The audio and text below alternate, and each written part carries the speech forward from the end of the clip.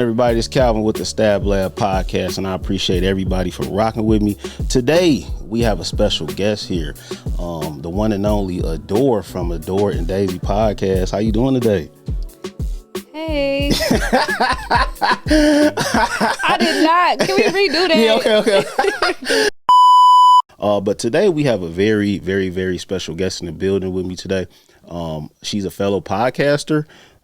She's a wonderful lady. She's done plenty of episodes. You know, y'all might know her as Adore from Adore and Daisy podcast.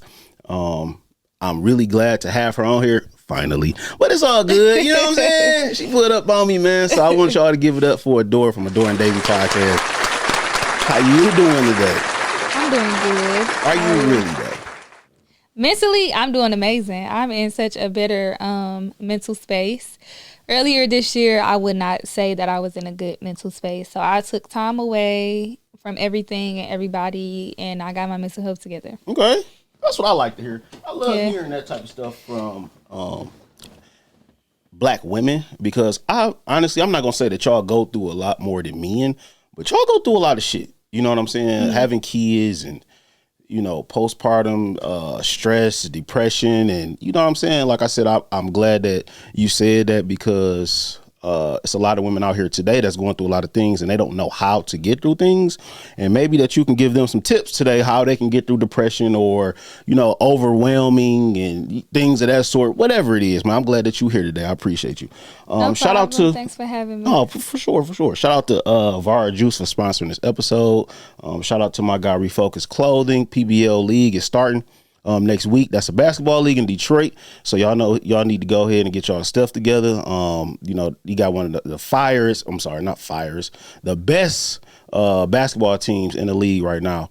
I think he kind of like got the only basketball team in Detroit. I don't know, but y'all need to go check them out. PBLleague.com, most definitely. But I just want to know one thing. What is life like for you since podcasting been over with? That's a good question. Life has been interesting. I'm in a healing era. So like healing, revamping my person, just me, myself, like within myself from inside out. So like a lot of therapy, a lot of praying, a lot of fasting. I'm literally just starting to come back around people. And when I say like people, just like anybody. Like, you know, obviously friends, family, but just like coming back out into the world. I was in a season where I was just isolated. I wasn't around people. I literally was just doing what I had to do, which was like go to work, go to school, and go home. That was literally my life. But life now is just a healing era for me. Okay. You said you was rebranding yourself. And what does rebranding mean for you? It means growing. It means unlearning the old you. Learning to accept who you're about to become. That's good. That's like just becoming a new person. I mean, you're still you, but you become better. That makes sense. Yeah, for sure. And it's crazy because I seen a thread today, right? Are you on Threads? No. Threads fire. Is it? Oh my God. Listen here. I be on Threads more than I'm on anything. TikTok, Instagram, whatever. It's like a spiritual Twitter. Of course, Twitter crazy, but it's amazing. And I seen something today, and it said, one hard truth: your life will reset after turning 30, right? Mentally, physically, emotionally, financially, whatever. You might change career fields. You might lose friends. You might lose your mind. You know what I'm saying? After 30.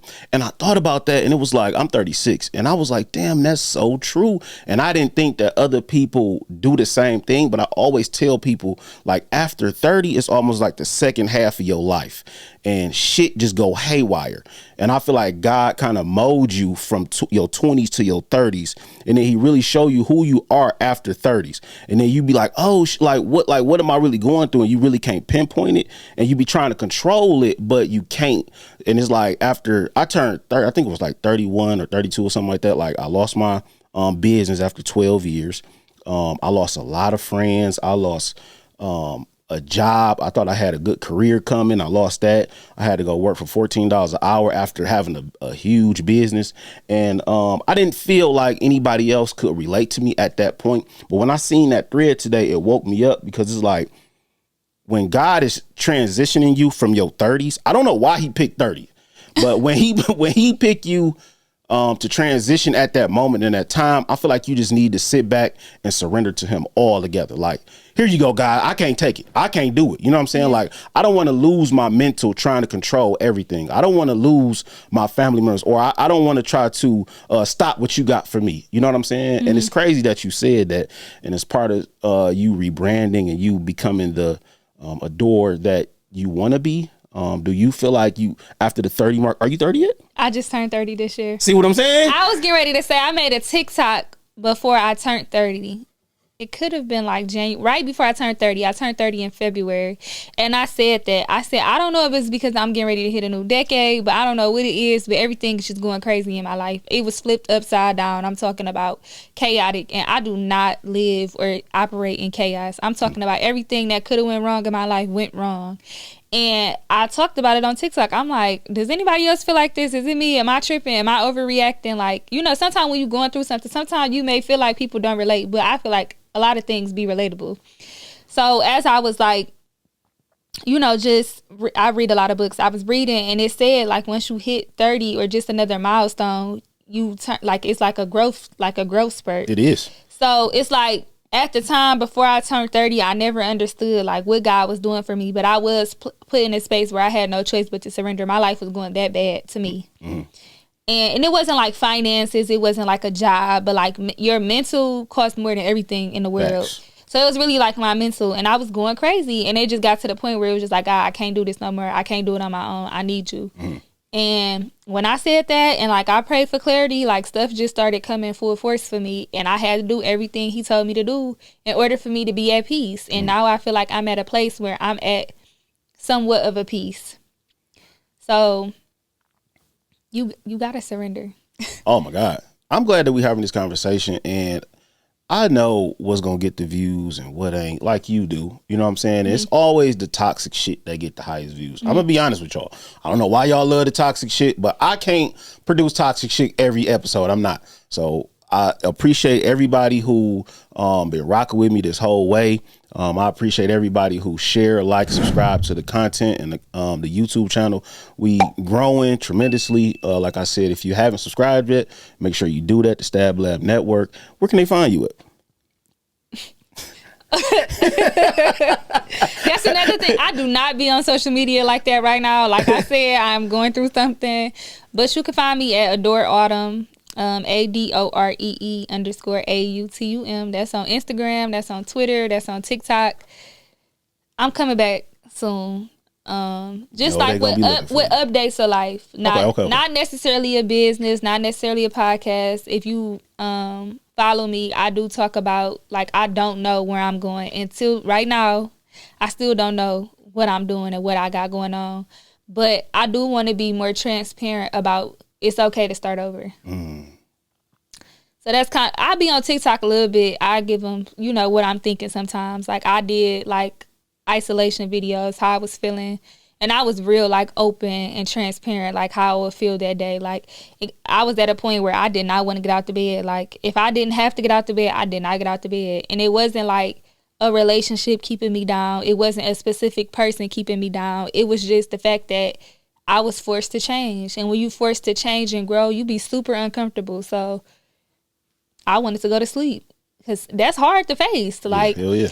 I was super emotional. I would be crying all the time, every day. Like, I couldn't talk without crying sometimes. It was just horrible for me. Like, I really wouldn't wish that on my worst enemy, but it get worse before it get better. Did you think that part of your life molded you to who you are today? Yes, of course.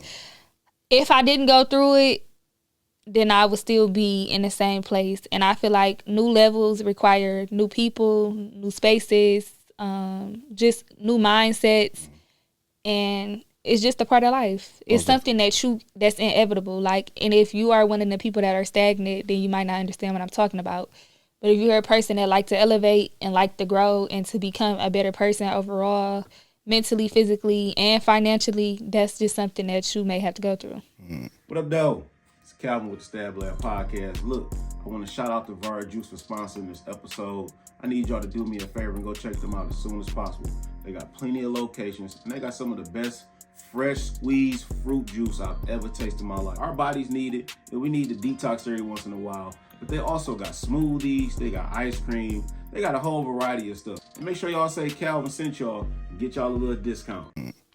I love how this conversation going. But before we get too deep, I do got a few icebreakers for you. So just finish these sentences for me, okay? Okay. The closer you get to God, the better your life becomes.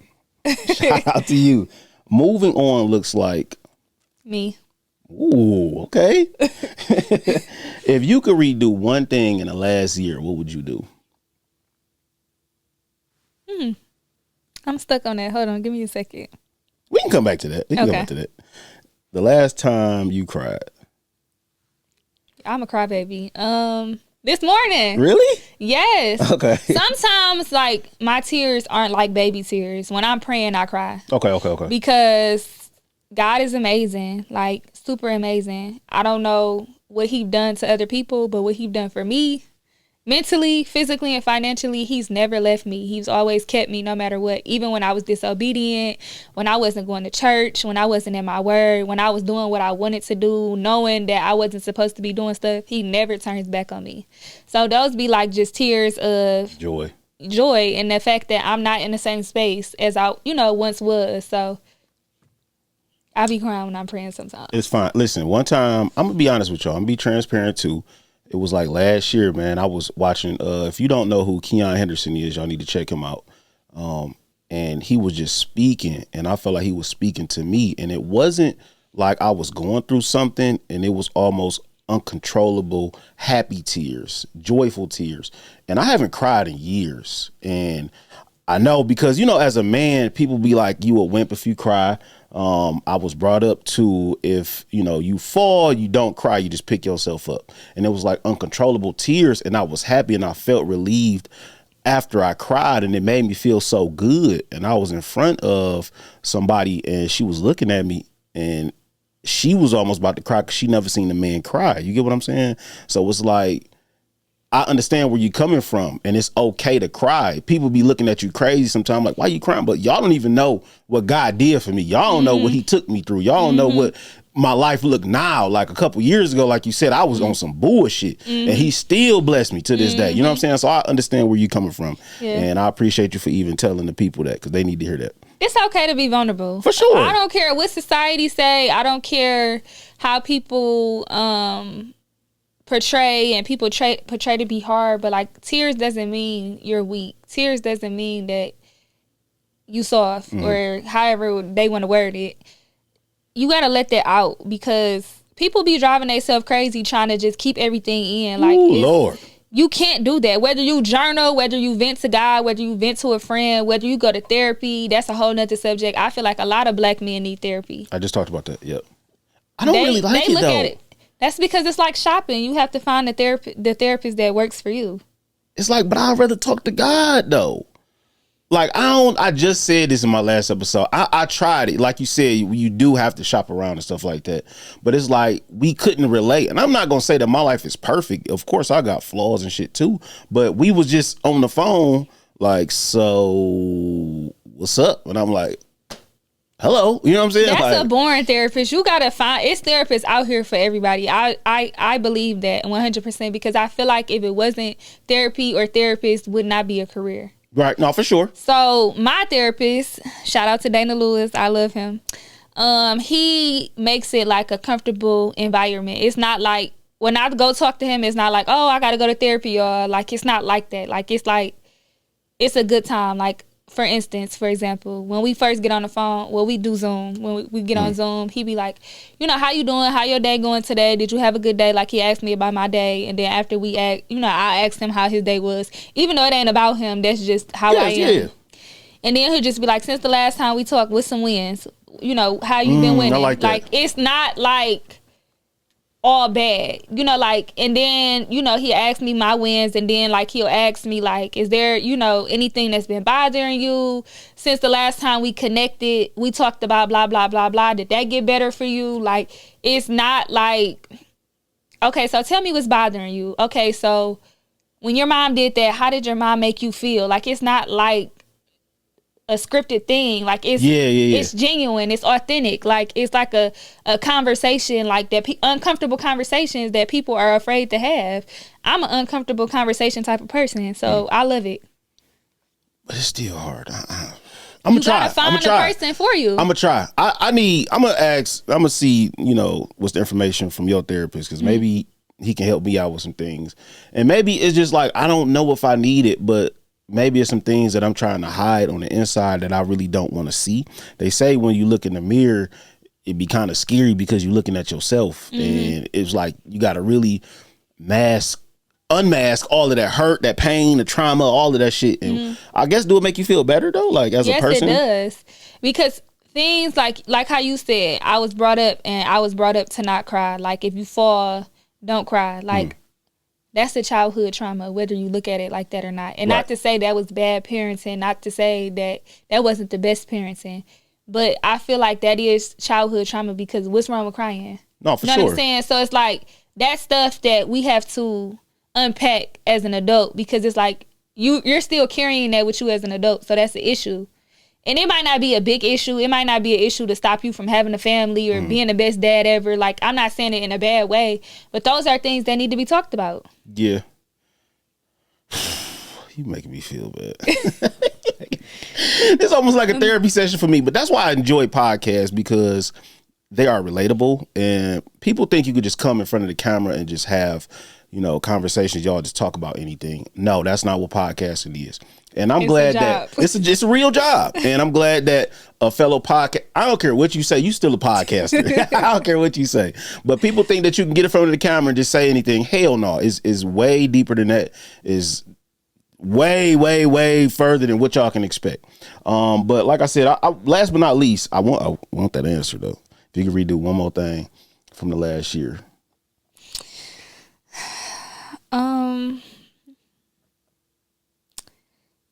It would be to have given myself more grace. I was so hard on myself last year, like so hard. Like I used to be telling myself, "You're not going hard enough. You got to go harder. You got to go harder. You got to go harder." I almost never took a break.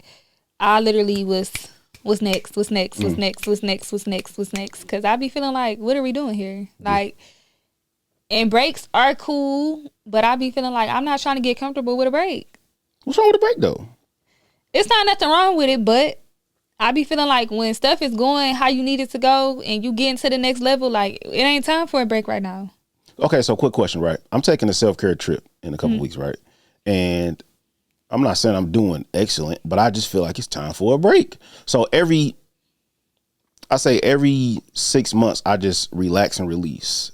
And I feel it that, okay, before Calvin, you're getting overwhelmed.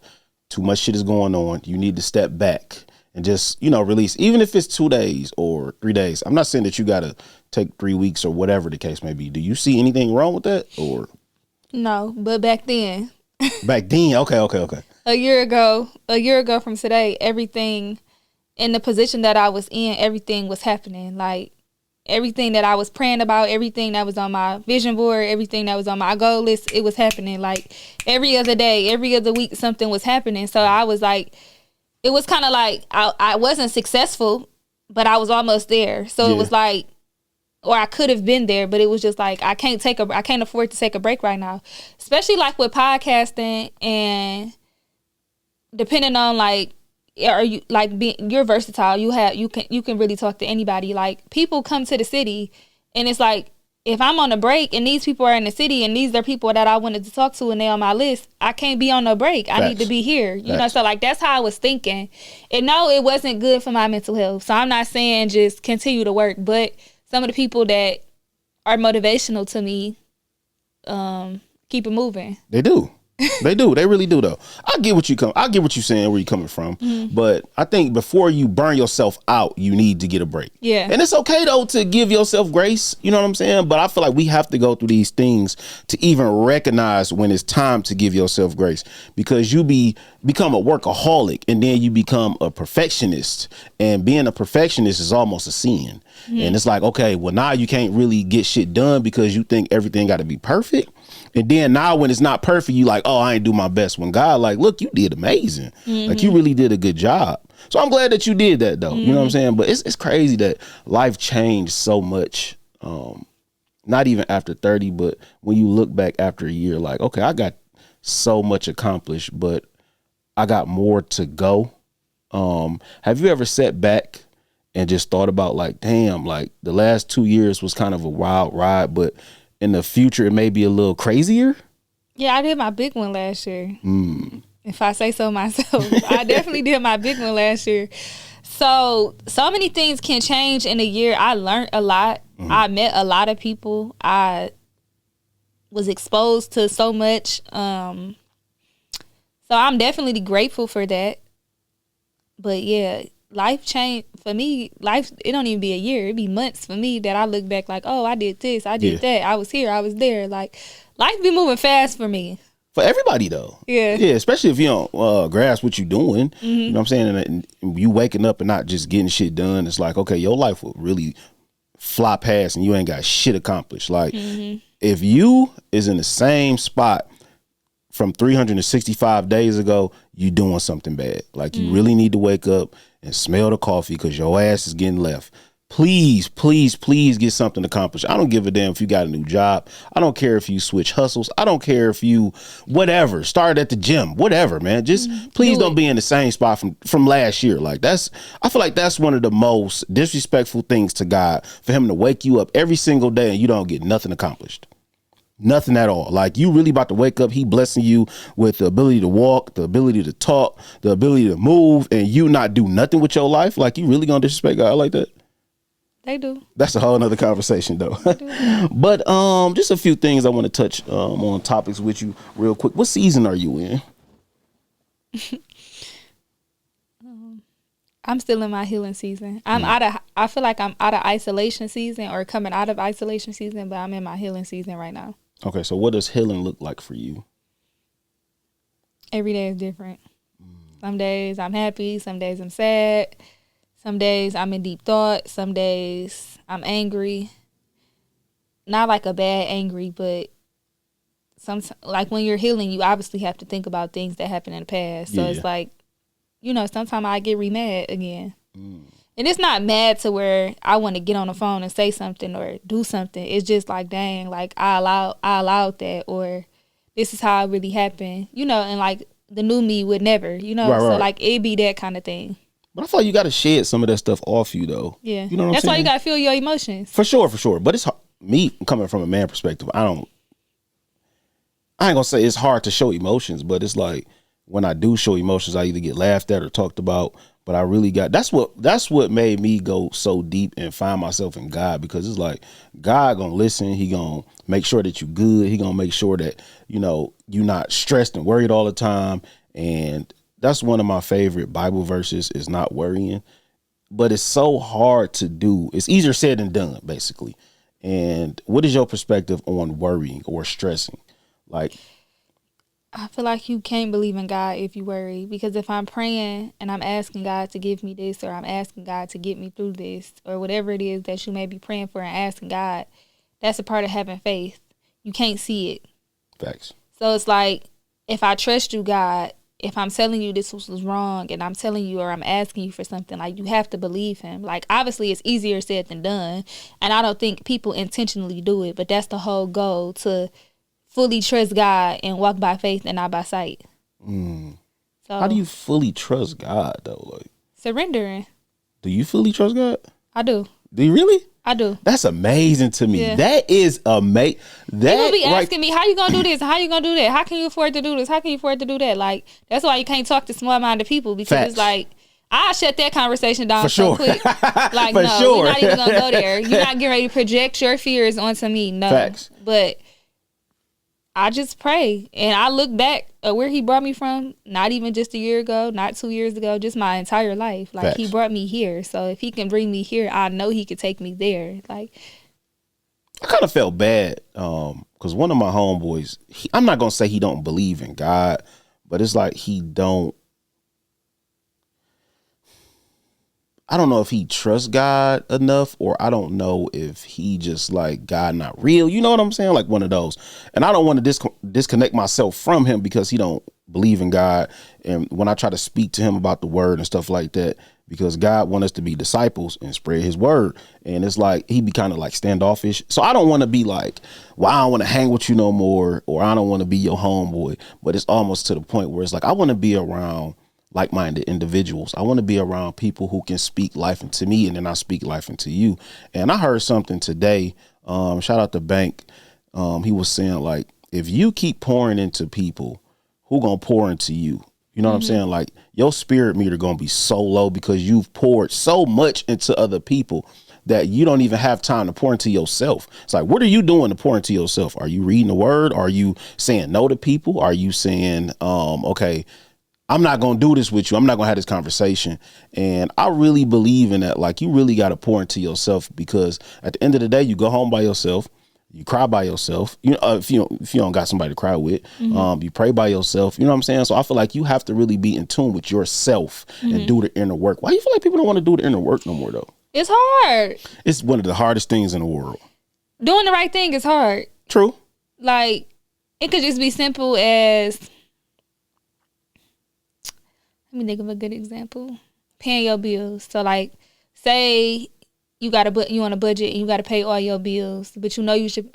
Well, that's financial responsibility. It's still the same. That's still hard, though. Everything that you're supposed to do that's supposed to be right is hard. I can't really, like, sum it up, but, like, that's why it's not for everybody. And when you get on your journey, you are going to shed off a lot of people, and it's going to hurt you, but it's going to do more damage in the end if you don't let them go now when you're on your journey than to hold on to them. Like, I'm not saying never talk to them again. I'm not saying to not hang out with them, but where you going, everybody can't go. Like, and it's respectfully, like, it's not for everybody.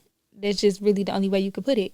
And it's like, I love you, I really do, but I love you from here. You know what I'm saying? Like, you because they don't get it. Like, if they're not on a journey, and everybody's journey looks different, everybody's journey is not the same, but that's why you got to put yourself around like-minded people, and them are your people, because those are going to be the people that's going to pray for you. Those are going to be the people that pour into you.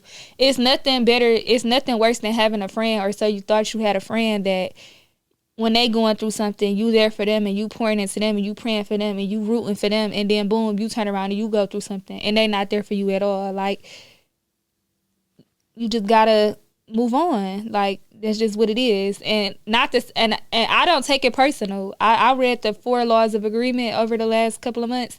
You gotta learn to not take things so personal, because that's good. Everybody's not going to understand how to be there for you. Especially if they never been there before.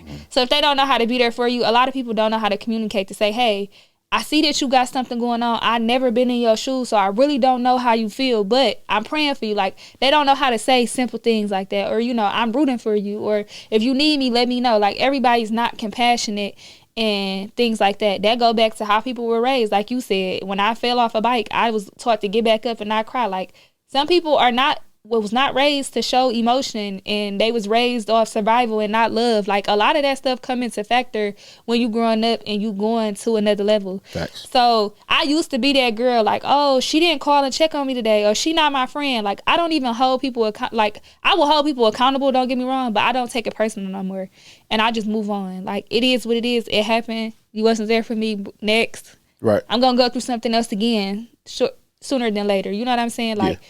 I can't keep pouring from an empty cup, because at this point it's empty because you're not there for me. So it's a harsh reality. It definitely is. It definitely is. But it's just like, we can't sit around and be like, oh, he didn't call and check on me today. Oh, she didn't call it.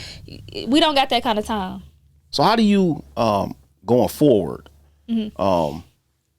not start friendships? Because I know it's hard starting friendships after 30. Like, you down there just want to be by yourself and, you know, do everything by yourself. But going forward, how are you going to deal with friendships from here on out?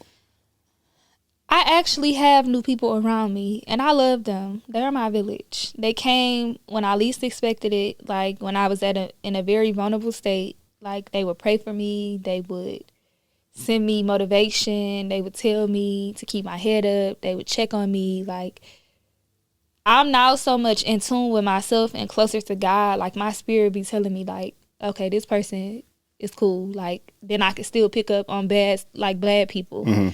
So, like, I'm inviting whoever God has for me, like, because I'm only getting better. So I'm going to meet new friends. I'm going to have new business friends. You know, like I'm going to have new praying friends.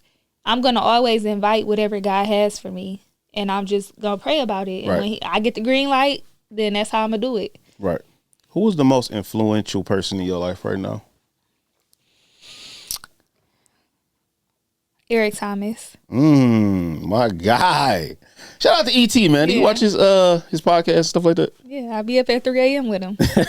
I'm not sure if E.T. didn't came a long way. So sometimes I know he's sleeping, but no, like 3 o'clock, he like, why you still asleep? It's For like it seems so realistic to me. I got a lot of people, but E.T., like he's super consistent with the content. He's super consistent with everything. Like it's in your face. It's hard to, like, if that's somebody you follow and stuff, it's kind of hard to ignore what he's saying. So I fell off from E.T. a couple years ago, and I hate that I did it. But now I just feel like E.T. is in his gospel and motivational bag. I love it. And that right there is almost like, wow. Like, I look forward to listening to E.T. almost on a daily basis. And he said something last week that was so crazy to me. And he was like, stop treating God like the Amazon driver. Start treating him like the mailman, right? And what he meant was, you know, the Amazon driver come by and he just drops off boxes periodically through the week. He might not stop at your house. He might stop at the neighbor house, but that's like your blessing. You thinking, why did this neighbor get their blessing? Why they getting their blessing? But the mailman stop at your house every day almost. So it might not be a financial blessing today, but it might be a spiritual blessing. It's a blessing that you woke up. It's a blessing that you got all your teeth. It's a blessing that you walking. And I'm like, God damn, E.T., like, how you putting this stuff in perspective like this? Like, he like an uncle. He like, definitely he like an uncle. And it's like, you know, he the type of person that tell you what you need to hear. And sometimes it might come off a little sideways, but it's like, you got to hold yourself accountable. Yeah. Like, I get things happen to us. It's like, okay, so what you going to do about it? It happened. So what's next? Like, and it's like, that's kind of like how he is to me. That's like how I interpret it, you know, everything. It makes sense. Like, the ball is in our court. We got 24 hours, 7 days a week, 365 days a year. What you going to do? Yeah. You going to keep crying about your circumstances, or you going to do something about it. You know what I'm saying? So it's like, change starts within yourself. Change only starts when you get tired of your own self. You can listen to motivation every day. You can listen to other, until you change what's going on, you're not going to change. So like, I like the way he like use like real life examples. He just loud and just somebody I be needing to hear. For sure. And I love how he relate to me as almost like he's speaking to me. You know what I'm saying? So have you ever been going through a season in your life where you just felt like you was going through hell and you just didn't know what was going on, and you was reading the Bible and then that scripture spoke to you? 6 months ago. 6 months ago? Yeah, we get ready to be June. I feel like I was in hell in December and November and September of last year. Yeah, I just remember the verse? It's a lot of verses that lean on God with your own not with your own understanding. That one, not a lot. Yeah, okay. A lot, but yeah, no, that was horrible. That was horrible. I'm glad it really wasn't though. You got to think, I was like in school, so that was super hard for me. I had a lot going on in my personal life, business. I had a lot going on with that, so it was just like about to turn 30. And then just going to isolation season. I feel like going into isolation season, when you not around no noise, you got to hear and think about everything that you got going on, whether you want to think about it or not. Facts. Then when you pray for clarity and get clarity from things around you and people around you, all of that come like a domino effect. Like, and that's what happened to me. Like, I prayed for clarity. I went into isolation season. Everything that I thought that I could have thought was possible for me, it went another way. Like, it just was a lot that I feel like for one person to bear it. And I feel like I pat myself on the back because people go do like drugs and use other people to get over to what they got going on. I stood 10 toes and I was by myself. Like, I was literally by myself. I was praying. I wasn't talking to people. Like, I knew that my energy was off. I knew that I had stuff going on. I started reading books. I started listening to different podcasts. I started listening to motivational speeches. I'm always that person on a regular, but I'm talking about I wasn't listening to the radio. I wasn't going to the club. I didn't go nowhere. I didn't do nothing extra. Like, I literally was in isolation. Shout out to Al Nuke, man. I seen him on y'all podcast too, man. He said something the other day. Who is the person that helps the helpers?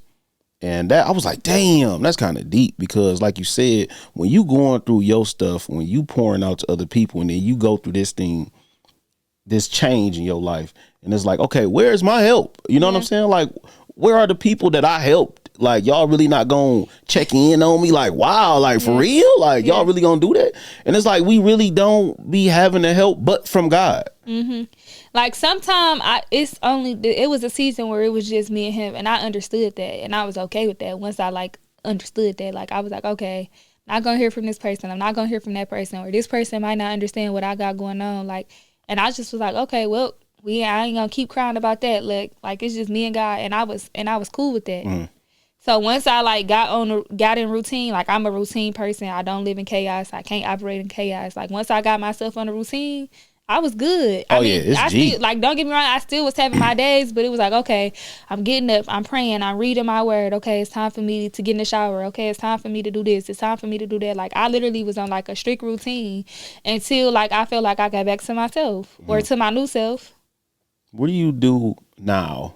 Like, what is a day in the life for you like now? Like, do you have a morning routine? Like, do you have a specific time that you pray? Like, do you fast at a certain time? Or I don't fast at a certain time. Like, I'll periodically fast, like whenever I'm told to.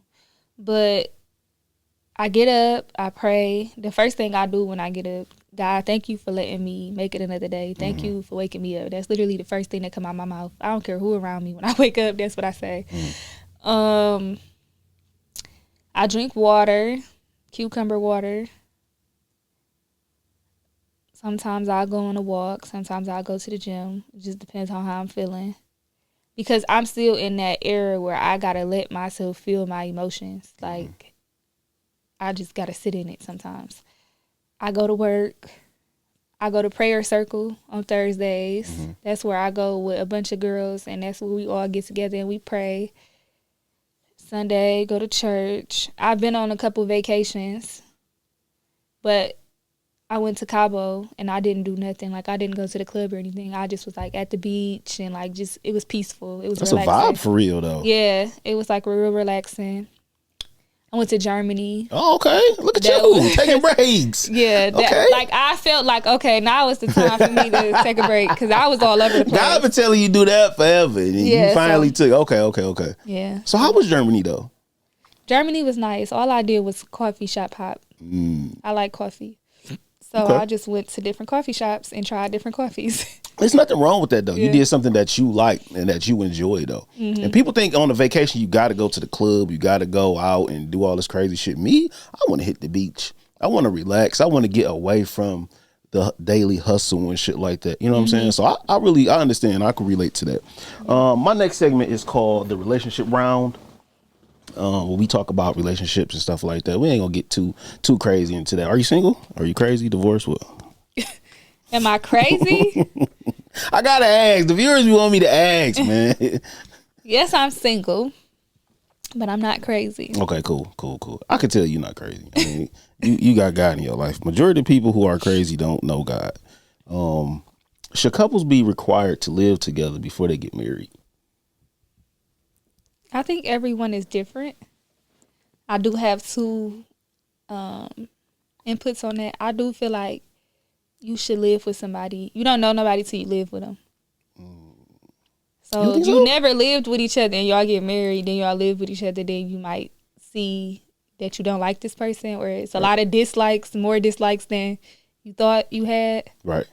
But then, I mean, it worked for some people to never live with their person until they get married. I guess different strokes for different folks. Yeah. They said during the pandemic, a lot of people who was together forever, like, really broke up because they really seen who they was with. Yeah. So that's why I wanted to ask you, like, damn, like, is that really the truth? Like, my perspective on it is that I think you should stay with somebody for at least a month, maybe 2 months, 6 months for real, to see if you want to live with this person forever, because you don't know a person until you really like stay with them more than 2 or 3 weeks or at least a month, because they can really unfold some shit that you was like, wow, like this you? Like you don't know if this person clean up. You don't know if, I mean, of course you don't know, but staying with somebody that really gonna show who they really are. Like, damn, this girl really don't clean up behind herself. You know what I'm saying? Like, that's kind of wild to me. Do you worry about your biological clock sometimes? Like, cause I know women sometimes y'all get to an age to where it's like, okay, I want to be married by 30 or no, absolutely not. I want people to stop putting age on things because that's not how we operate. God already got our lives written out for us. So you right where you need to be. Right. And I feel like when you try to rush something because, oh, I'm 30, I got to do this, I got to have a kid. Like, I don't have any kids yet. Will I be pregnant by tomorrow? Absolutely not. Because it's like, you got to be realistic. Like, we're in, what's this, a recession? I don't even hear them talk about it like that no more, but we living in some crazy times. Oh, no, yeah, it's fucked up. So to go have a baby and you still trying to accomplish yourself is crazy to me.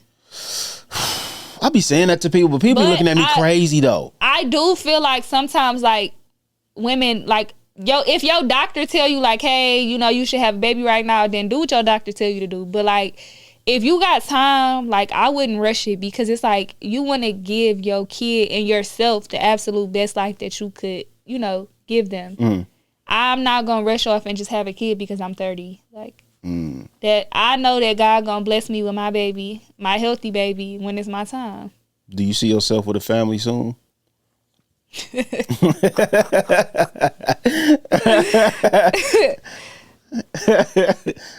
We're gonna speak it into existence. You're gonna look back at episode 77, you're gonna be like, I see what God has for me.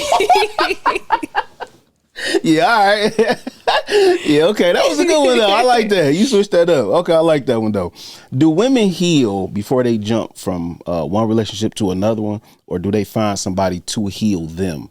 Meaning like, okay, I just got out of this relationship and I really don't know how to heal, so I'm gonna get with this person to teach me how to heal, or ask you to help me heal myself. I do feel like you should spend a little time by yourself. But I feel like your true soulmate and your true person can actually help heal too. I'm not saying like put all your problems on them, but like your true person, your true partner is going to be patient with you. They're going to understand you. They're going to help you become a better person. Y'all going to want to help each other become better people for each other and just overall. So healing never ends. It just depends on what stage you're in. Me personally, if I was just fresh out of a relationship, you got to give yourself time to get to know who you are again, because we're not the same person we are in relationships. It's sad, but that's just how it is. You're in a relationship with somebody, so give you an example. I haven't been in a relationship in all my 20s, but Really? Yeah, that's neither here nor there. But keep going. I think I broke up with my boyfriend when I was like 22. Wow. But you, like, if you in a relationship with somebody, like, as a woman, you know, like, I'm catering to my man, you know, I'm trying to make my man happy, and like, you be spending so much time into your person. It's like sometimes people forget who they are. So like, when you forget who you are, you don't know who you are. You gotta learn who you are again. And that's just me just seeing people around me that they've lost themselves because of relationships. And it's not always a bad or a toxic relationship. You just be so caught up in your relationship that sometimes you lose yourself. Yeah. I think it also becomes an issue when you trying to figure out who you are when you're with somebody else, and trying to find out if this person can help you find out who you are. And sometimes you need to I just feel like you need to heal before you jump from relationship to relationship. Now, I think I was damn near single for like 8 years too. You know what I'm saying? And it was like, okay, God, I'm not rushing you, but it's like, what's up? This dating pool is horrible. It sucks. It's pissing it, whatever. And I don't want to rush my blessing though. But it's like, okay, do you know when you're fully healed, or is it like, okay, I'm just waiting on God? Like, all right, God, I'm chilling. You know what I'm saying? I think I'm ready, but I don't know. I'm waiting on you. And I just feel like everybody needs to heal. I'm not going to say that, you know, the person that you're with is going to heal you, but I just feel like find time for yourself. And like we was talking about earlier, do the inner work. There's nothing wrong with being single for a while, and you might get tired of it. I understand. You might be like, God, where's my other half? Like, just wait on God, man. I'm telling you, when you wait on God, that blessing be amazing. And there's nothing worse than an unrushed blessing. Mm-hmm. That's the worst blessing ever, man. But before we get out of here, I just want to, ask you just, do you see yourself being a podcaster again?